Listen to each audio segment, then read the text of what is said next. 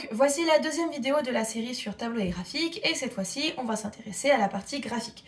Donc, j'ai repris le tableau de tout à l'heure, je l'ai juste un tout petit peu modifié, parce que j'ai pas de calculatrice, donc pour avoir des angles ronds, quand on fera les diagrammes circulaires, ça va m'aider. Donc, on va prendre une classe de 30 élèves, 18 n'ont pas les yeux bleus, 12 ont les yeux bleus.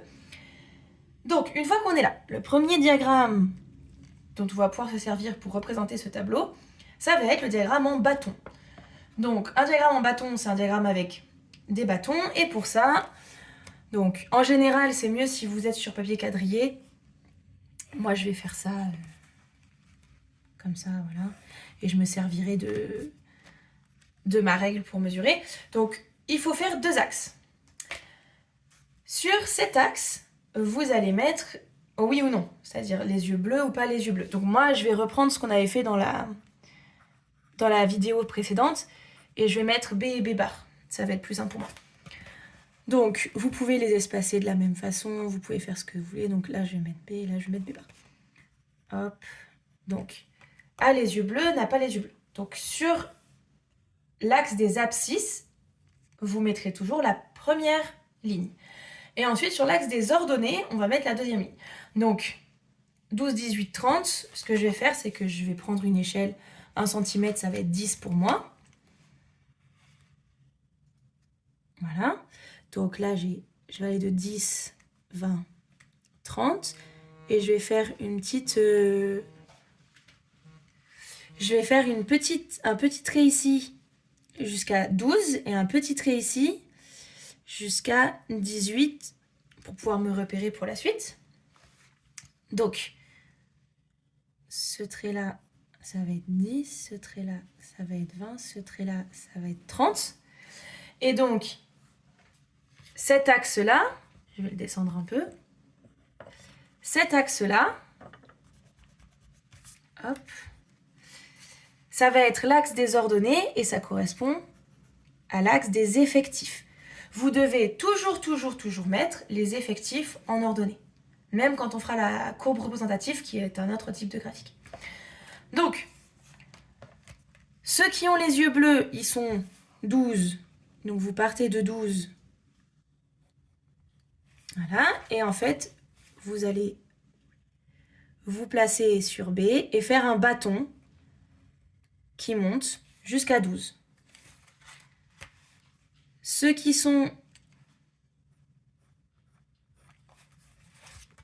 sur hop,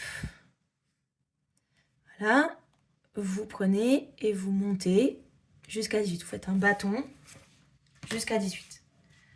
Donc ça, c'est le diagramme en bâton de mon tableau.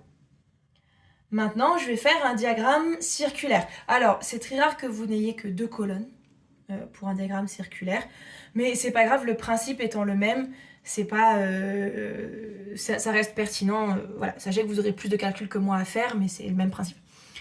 Alors, pour ça, vous allez avoir besoin d'une troisième ligne qui va s'appeler angle en degrés. Donc on va commencer par faire un diagramme circulaire. Un diagramme circulaire, c'est comme une figure de skate. Quand vous faites tourner complètement votre skate, ça s'appelle un 360 ou un 360. Dans un cercle, vous avez 360 degrés. Pour trouver les chiffres manquants ici, les nombres manquants ici, tout simple, il faut faire un produit en croix. Donc, je vais vous montrer les calculs de ce côté. Où est-ce que je peux... Ou alors, attendez, je vais effacer du coup le tableau ici comme ça. Enfin, mon diagramme en bâton, pardon. Je vais effacer le diagramme en bâton, comme ça je vais pouvoir vous montrer les calculs. Et vous aurez le tableau sous les yeux, ça sera plus simple. Donc, pour trouver ce nombre, je dois faire 360 fois 18 divisé par 30. Donc, 360 divisé par 30. Ok, maintenant que j'ai ça, je vais pouvoir simplifier un peu. Donc déjà, je peux diviser par 10. 36, c'est 3 fois 12. Donc il faut que je fasse 18 fois 12. Vous pouvez le poser si jamais ça vous pose problème. Donc moi, ce que je vais faire, c'est que je vais faire 10 fois 18, ça fait 180. 2 fois 18, ça fait 36. 180 plus 36, ça fait 216.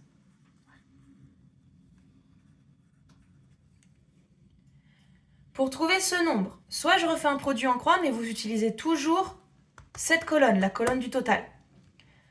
Parce que si votre nombre ici est faux, vous avez quand même une autre chance d'avoir au moins un bon nombre juste dans votre tableau. Si vous êtes comme moi, à la dernière case qui manque, vous pouvez aussi faire 360 moins la somme de toutes les cases que vous avez déjà remplies. Donc là, par exemple, j'en ai qu'une seule, donc ce serait de faire 360 moins 216. Je mets la retenue. Donc, je devrais trouver 144. On va refaire le produit en croix pour savoir si on a eu juste. Donc, je dois faire 12 fois 360 sur 30. Je redivise par 10. C'est toujours 3 fois 12. En fait, ça me permet de trouver le coefficient. C'est-à-dire que vous pouvez aussi faire ça. Vous pouvez me dire, bah en fait, je dois faire x 12 pour passer de là à là. Donc, vous multipliez tout par 12. 12 fois 12, ça fait bien 144. Maintenant que vous avez fait tout ça, donc vous retenez cette ligne-là et vous allez me faire un diagramme circulaire. Donc pour ce faire, hop. Donc je vous réécris les angles, 144 et 216. On prend son compas, on me fait un beau cercle.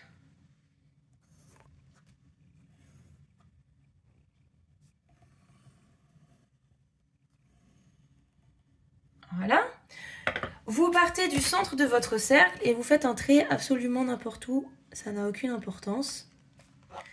Moi, ce que je vous conseille, c'est n'hésitez pas à prolonger un petit peu votre trait. Ça sera beaucoup plus simple pour vous quand vous allez utiliser votre rapporteur. Donc maintenant, prenez l'habitude de mettre toujours les plus grands angles en premier. Et surtout, entraînez-vous à tracer des angles correctement parce que si jamais vous faites partie de ceux qui ne savent pas bien si on utilise ces graduations ou ces graduations-là, qui ne savent pas bien si 62 c'est vers là ou c'est vers là, il n'y a qu'en vous entraînant à tracer des angles que vous allez y arriver. Donc, on place toujours le centre du rapporteur sur le centre du cercle. Et vous allez au départ vous aligner avec le premier trait que vous avez fait. Le 0, il est ici, donc moi je vais regarder les graduations extérieures. Alors, si vous avez juste un rapporteur classique, vous allez jusqu'à... Voilà. Alors, vous ne pouvez pas aller jusqu'à 216. Donc, ce que vous allez faire, c'est que pour tous ceux qui ont des angles comme ça supérieurs, alors soit vous prenez 144, et 216 c'est ce qui reste, là pour le coup. Sinon, vous faites des pointillés à 180 et vous mesurez l'angle qui reste pour aller de 180 à 216. Donc, on l'a vu, c'était les 36 degrés. Donc, moi, ce que je vais faire du coup, c'est que je vais commencer par le 144. Et ce qui restera, ce sera forcément 216. Donc, si vous avez un rapporteur classique, hop, vous allez ici et vous faites 144. Donc, 140, c'est ici. 144, ce sera cette graduation-là pour vous. Moi, j'ai une géorègle. Si vous avez une géorègle comme moi, ce que vous allez devoir faire, c'est, hop, c'est vous placer au niveau de... En gros, vous allez devoir mettre 144 degrés sur ce trait-là. Donc vous mettez le 0 toujours ici. Et en fait, vous allez devoir décaler votre règle jusqu'à ce que, hop, le 144 s'aligne. Donc, si je mets mon 0 là, donc 140, ici, cette fois-ci, c'est la graduation intérieure. Donc, 144, c'est ici pour moi. Hop. Essayez de faire des traits les plus précis possibles. Je sais que c'est pas évident. Voilà. Donc, j'ai tracé mon trait. N'hésitez pas aussi à revérifier. Reprenez votre rapporteur. Si vous n'êtes pas sûr de vos angles à chaque fois, que c'est dur pour vous de les tracer, reprenez votre rapporteur, prolongez bien votre trait. Donc moi j'ai une petite bavure ici, mais elle n'existe pas. Donc reprenez votre trait. Est-ce que j'étais bien sur mon centre? À peu près. Voilà. Donc reprolongez votre trait. Placez votre géorègle, votre compas, enfin votre rapporteur, pardon, ou votre géorègle. Et regardez si vous êtes bien placé. Donc moi, 140, 144. Donc j'ai vérifié, je suis sûre que j'ai 144 degrés ici. Donc ici, j'ai les yeux bleus.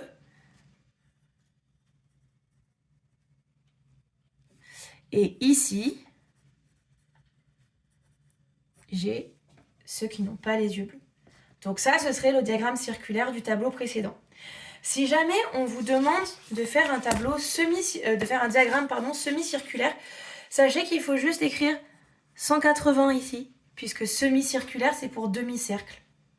Et donc là, en l'occurrence, ça va diviser tout par 2, ce que j'ai fait avant. Donc là, je vais avoir 108 degrés. Et là, je vais avoir 72 degrés. Voilà. Donc si jamais on vous demande un demi-cercle, vous refaites la même chose, sauf que ici vous écrivez 180 degrés et vous allez dessiner un demi-cercle. C'est-à-dire que, je vais faire un schéma là pour le coup, c'est-à-dire que vous allez me tracer un demi-cercle et après vous allez diviser en, donc vous mettez toujours sur le centre, vous allez mesurer avec votre rapporteur et vous allez me mettre 72 degrés et 108 degrés. Voilà. C'est un schéma là pour le coup, hein, vous ferez ça proprement. Donc ça c'est le diagramme semi-circulaire. Pour terminer, il y a les courbes représentatives, donc dans la partie graphique. Alors là, c'est si on vous demande de tracer quelque chose en fonction de quelque chose d'autre. Donc par exemple, la température en fonction de l'heure de la journée. Donc, on va vous mettre l'heure ici, la température en dessous,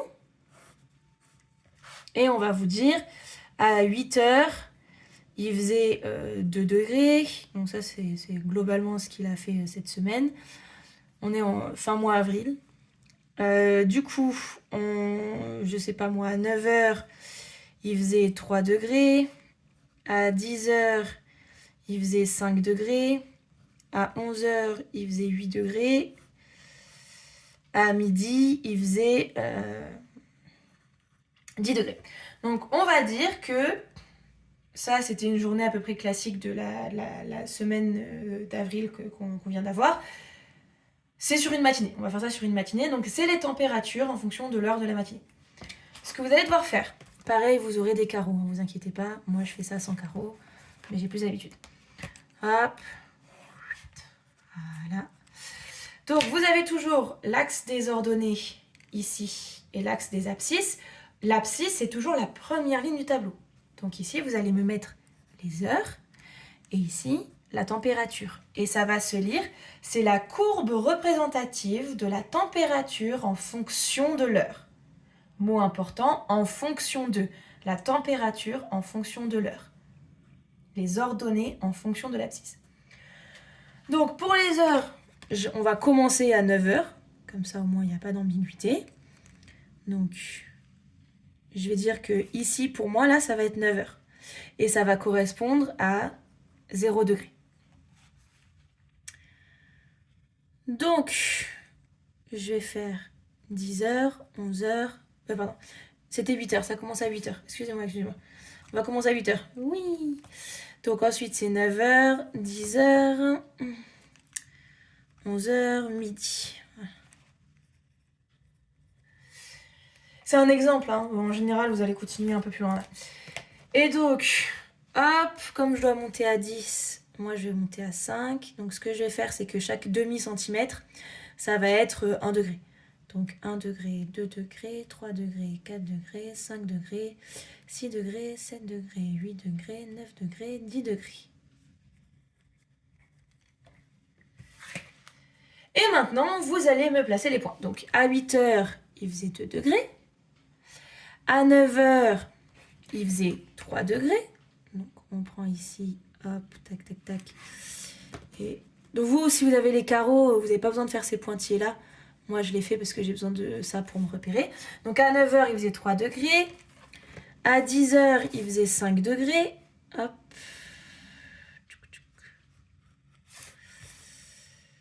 Voilà. Voilà. Donc, j'ai cette croix-là. À 11h, il faisait 8 degrés.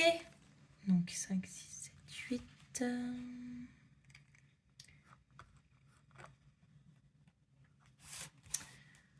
Hop.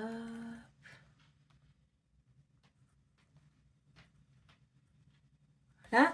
Et à midi, il faisait 10 degrés. Voilà.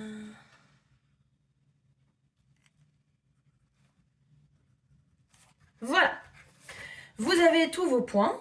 Et donc, parce que c'est une courbe, vous avez le droit de relier les points. Attention, ce type de diagramme est très souvent un peu confondu avec un diagramme en bâton. Ce n'est pas un diagramme en bâton. C'est-à-dire que vous ne devez pas me dessiner des bâtons là. Vous devez juste relier les points pour former une courbe.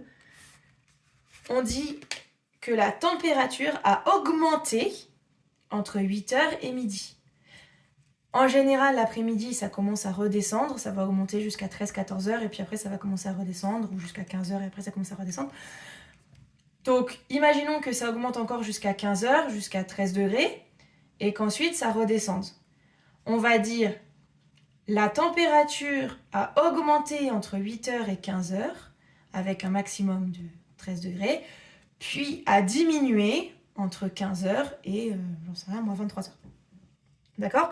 Donc, utilisez bien le bon vocabulaire. Si jamais on vous demande de décrire une courbe, dites bien que la valeur qui est en ordonnée, donc là c'est la température, elle a soit augmenté, soit diminué. D'accord ? Ne me dites pas ça monte, ça redescend, voilà. Les bons termes, c'est pour vous préparer pour les fonctions plus tard que vous ferez quand vous serez fin collège. Donc, une courbe, ça augmente et ça diminue. Ça monte pas et ça descend pas. Voilà, donc c'est tout ce qu'il faut savoir. C'est la courbe de la température en fonction de l'heure de la journée. C'est une courbe qui augmente entre 8h et midi. C'est une courbe, donc on relie les points. Alors que quand c'est un diagramme en bâton, je l'ai effacé, mais quand c'était un diagramme en bâton, on ne relie jamais, jamais, jamais le sommet des bâtons d'un diagramme en bâton. Vous réservez la partie « je relie les points » à la courbe. Et c'est tout ce qu'il faut savoir pour les graphiques.